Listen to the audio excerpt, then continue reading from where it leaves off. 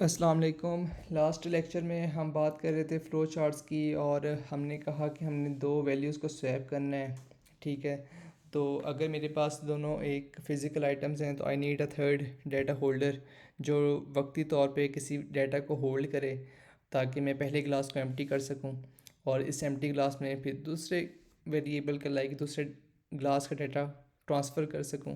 ठीक है, और जो वक्ती तौर पे मैंने मैंगो जूस को अपने अंदर होल्ड किया था टेम्प्रेरी वेरिएबल ने, वो वहाँ से मैं डाटा निकाल कर वापस सेकंड क्लास में डाल सकूँ।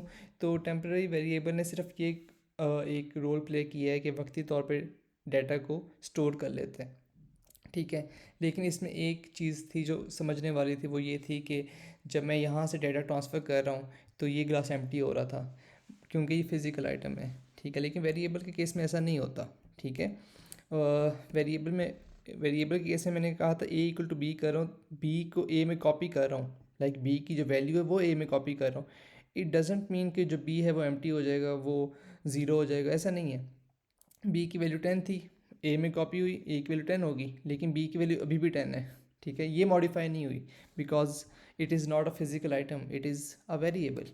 ठीक है, अगर आपको ये कंसेप्ट समझ में आया है तो आई थिंक ये तो बहुत आसान था। ठीक है, ये टेबल बहुत इंपॉर्टेंट था आपके लिए, ये कुछ थ्योरी भी गिवन है और आपने स्लाइड्स अगर पढ़ी हैं तो आई थिंक चीज़ें क्लियर हो जाएंगी।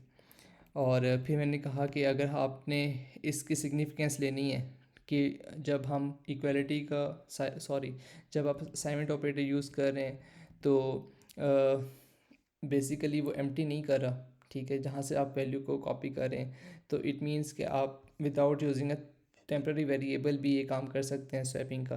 और फिर हमने इस एल्गोरिथम को देखा जो मैंने कहा था कि एक इम्पॉर्टेंट इंटरव्यू क्वेश्चन है, और इस टेबल से भी आपको चीज़ें काफ़ी क्लियर हुई होंगी और मुझे उम्मीद है कि आपने अच्छी तरीके से प्रैक्टिस किया होगा। अब हम आहिस्ता आहिस्ता डिफ़िकल्टी लेवल को इन्हेंस करेंगे, इसलिए मैं एक दफ़ा रिपीट कर रहा हूँ ताकि एक मोमेंटम बने और चीज़ें क्लियर हों। फिर दोनों मेथड्स हमने कंपैरिजन किया कि यार एक में एक्स्ट्रा वेरिएबल यूज़ हो रहा है, एक में नहीं हो रहा। तो जब हमने एक एल्गोरिदम डिज़ाइन करना है तो हम चाहते हैं कि कम से कम वेरिएबल इस्तेमाल हो ताकि वो मेमोरी एफिशिएंट हो जाए। कम वेरिएबल से हमारा जो एल्गोरिदम होता है, प्रैक्टिकली कंप्यूटर प्रोग्राम की बात कर रहा हूँ, वो कम मेमोरी को कंज्यूम करता है, फास्ट होता है, तेज़ चलता है।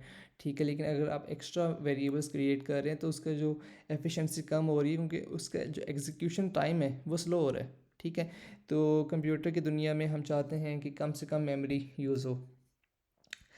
आज का टॉपिक है वो है इक्वालिटी ऑपरेटर। ठीक है, पहले हमने असाइनमेंट ऑपरेटर देखा था कि ए इक्वल टू 10 किया तो 10 जो है वो ए में असाइन हो गया। ठीक है, तो ए की वैल्यू अब 10 हो चुकी है, इसे कहते हैं असाइनमेंट ऑपरेटर। लेकिन अगर मैंने कंपैरिजन करना है कि क्या ए की वैल्यू बी के वैल्यू के इक्वल है तो यस या नो। ठीक है, आपका जो आंसर आएगा वो यस या नो में आएगा, इसे कहते हैं कंपैरिजन। तो बेसिकली इट इज़ फॉल्स क्योंकि ए की वैल्यू है 10 और बी की वैल्यू है 5 और ये दोनों इक्वल नहीं है, तो it is a false statement. ठीक है, मैं कहता हूँ A double equal to C, तो जो डबल इक्वल टू का साइन होता है ना, इसे हमें कहते हैं इक्वालिटी ऑपरेटर, और ये कंपैरिजन ऑपरेटर है। ठीक है, आप कंपैरिजन कर रहे हैं कि क्या ए की वैल्यू सी के इक्वल है या नहीं है, तो ए की वैल्यू 10 है, सी की वैल्यू भी 10 है, ये दोनों इक्वल हैं, तो इट्स अ ट्रू स्टेटमेंट। ठीक है, अब एक और एग्जांपल है A+10 double equal to B+15।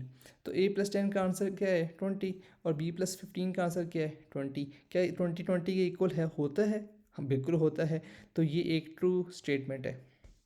तो आसान अल्फाज में जो सिंगल इक्वल टू है ये असाइनमेंट ऑपरेटर है जो बेसिकली राइट हैंड साइड की वैल्यू को लेफ़्ट हैंड साइड पर मौजूद वेरिएबल को असाइन कर रहा है। और जो डबल इक्वल टू का ऑपरेटर है ये एक कंपैरिजन ऑपरेटर है जो कि इस्तेमाल होगा ये देखने के लिए कि क्या लेफ़्ट हैंड साइड और राइट हैंड साइड एक दूसरे के इक्वल हैं या नहीं है, ट्रू या फॉल्स। ठीक है, और उसके बाद फ्लो चार्ट के सिंबल्स में हमने एक सिंबल देखा था, वो है डायमंड ऑपरेटर, डायमंड का सॉरी सिंबल, और इसे हम कहते हैं डिसीजन। ठीक है, कंडीशन कि आपके पास एक फ़्लो है और आप on the base of condition check करना चाह रहे हैं कि अगला कौन सा फ़्लो एग्जीक्यूट होना चाहिए। एग्जांपल से समझते हैं, मैं एक नंबर इनपुट ले रहा हूँ और मैं ये देखना चाहता हूँ कि ये जो नंबर है वो इन इवन है या ऑड है। ठीक है, मैं ये मेरा सिंपल सा एक एल्गोरिदम है, तो व्हाट शुड आई डू।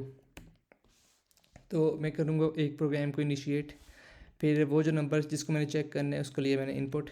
अब ये जो डायमंड सिंबल है ना, ये चेक कर रहा है कि क्या number modulus 2 double equal to 0 है या नहीं है। ये मैंने बताया ना, एक कंपैरिजन ऑपरेटर है, ठीक है।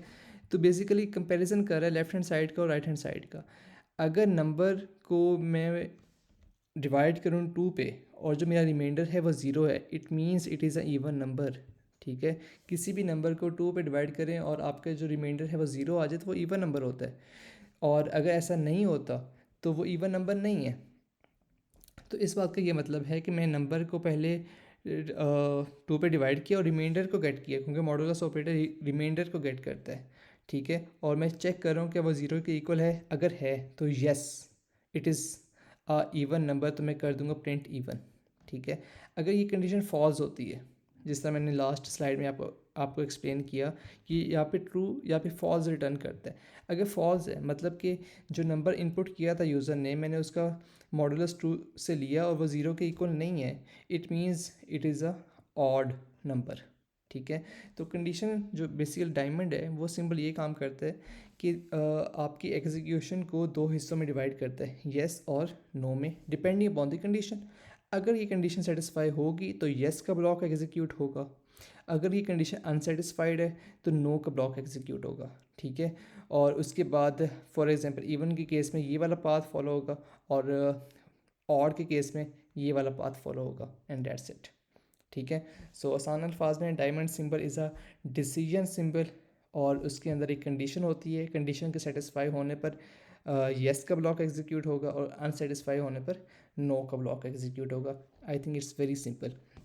सो आप इसको प्रैक्टिस करें, ठीक है, अच्छी तरह, and I will see you in the next lecture. Thank you.